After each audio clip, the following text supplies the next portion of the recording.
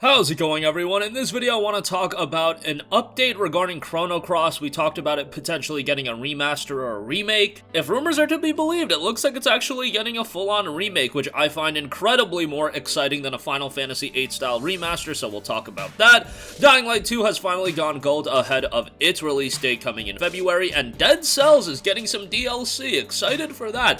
The Queen and the Sea, an excellent game there, so we'll talk that at the end of this video. But Chrono Cross is likely getting remade, and this is coming from the Reset Era forums. Nate Drake, who has been a pretty reliable leaker, noted, fairly certain Chrono Cross is a remake, not a remaster. This isn't a FF8 remaster type release. Minor things, certainly subject to change. It's not a high budget release, but I don't believe it's a simple remaster a la FF8. But I've also seen some reporting suggest Forever Entertainment is doing Chrono Cross, so maybe scope change and the info I had is out of date. That makes me so much more excited for this potential Chrono Cross release, just because if it was a straight up remaster, I know like a lot of people would be hyped for it based on nostalgia and whatnot, but that game shows its age, much like Final Fantasy VIII.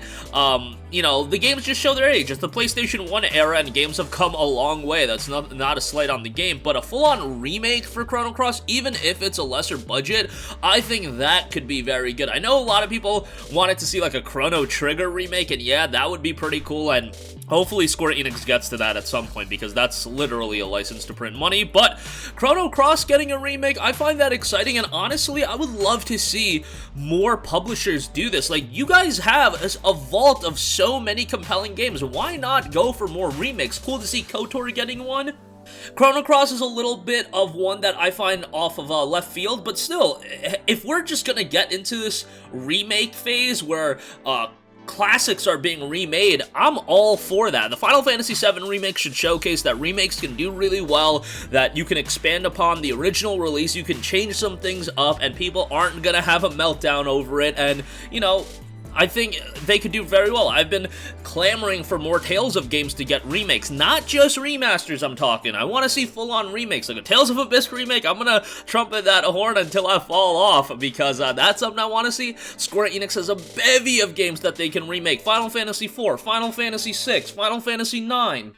To so many people, those games are classics, and I'm not saying, you know, completely forego creating new IPs and new games, but you can have a healthy balance, and, you know, these games are 20, 25 years old, so we're due for a remake of these. Like, I'm not crazy about the potential of a Last of Us 1 remake. I loved Last of Us 1, but that game came out back in 2013. It's not like it's that dated. It still holds up pretty well. In the case of Chrono Cross, a full-on remake for this, hell yeah, I am all on board for that. Again, even if it's not one that I am incredibly excited about, in the sense that I don't have like nostalgic ties to Chrono Cross or anything like that, to that level that I did like Final Fantasy VII, but it's still exciting to see that the pathway's open for games like this, KOTOR, Final Fantasy VII, potentially in the future, Tales of Abyss, Chrono Trigger. You know, there's so many great games that I'd love to see remade, and Chrono Cross being remade, I think, will do very well from a commercial standpoint. And then also, you have to factor in, are these games as big of an undertaking as a full-on new IP, new release? Given that you do have some of the fundamental aspects of the game already decided upon. Obviously, the Final Fantasy VII Remake, gargantuan budget there, but that's a game that's going to sell incredibly well. In the case of Chrono Cross, obviously needs a facelift. It needs to be up to 2022, 2023 standards whenever it comes out, but I think it would do commercially well, and I think it would be a wise investment on Square Enix's part, to say the least, to create a Chrono Cross remake, and remaking other games as well. It's kind of like guaranteed to do relatively well, at least in my opinion. So let me know what you guys think about the potential of a full-on Chrono Cross remake. That's something that I am definitely on board for. Alright, moving on from that, Dying Light 2 has finally gone gold ahead of February 2022 release date. That means that the game is ready, and it will be out, barring any unforeseen circumstances, it should be good to go on February the 4th, I believe it drops. So Dying Light 2 is a game that I've been looking forward to for quite a while. Obviously, you guys know that I am incredibly high on Dying Light 1. I thought that was an excellent game early on in the PlayStation 4's life. Technically, very well done. The PC version is great as well. Dying Light 2 definitely looks to be an expanded idea and expanded upon on Dying Light 1. That parkour gameplay still seems to be there, and we'll see how the game ultimately turns out. I know that there's been some skepticism with some of the development turmoil that this game has gone through, but hopefully the game turns out well, because Dying Light 1 was at such a high level, and the Anniversary Edition readily goes on sale, so I'd recommend checking that out, but hopefully this one does come in a smooth state, because that February period, man, oh man, you got Dying Light, you got Sifu, you got King of Fighters 15, Horizon Forbidden West, and Elden Ring. Like, what? That is a wild month of game release, and remember, Saints Row was supposed to drop that month as well. I think it's best for everyone that that game got moved, and then March isn't slowing down. Stranger of Paradise, Final Fantasy Origins, you got Gran Turismo 7, so a lot of stuff, and then you also have to consider late January, Pokemon Legends Arceus is dropping as well. April, you got Stalker 2 on PC and Xbox. Just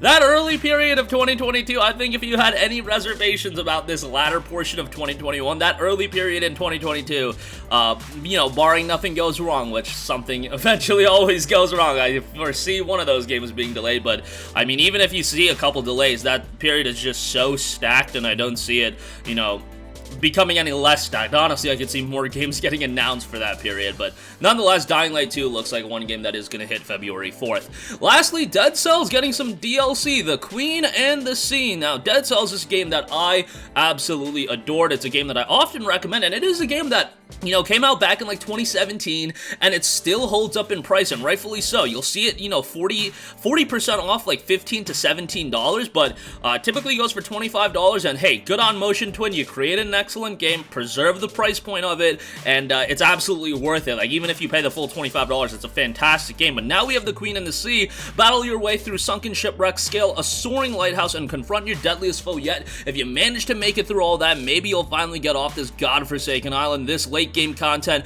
will give you an alternative to the High Peak Castle, Derelict Distillery, and Throne Room biomes. There will be new weapons and enemies to play with. Of course, we'll be putting out more details as we get closer to release day.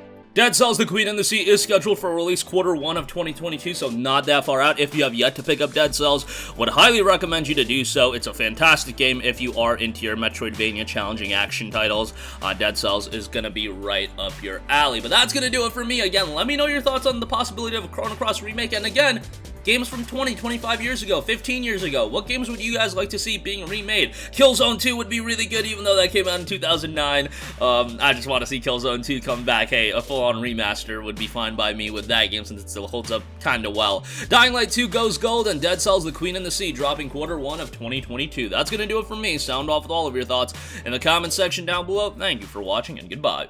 Hey guys, we hope you enjoyed the video, and if you did, make sure to hit the subscribe button, and if you're already subscribed, do us a favor and hit the bell icon. This way you'll be notified whenever we post a new video. That's the best way to keep up with all of our uploads, and we usually try to upload 2 videos a day. And with the bell icon hit, you'll be notified whenever we do upload a video. As always, thanks for watching.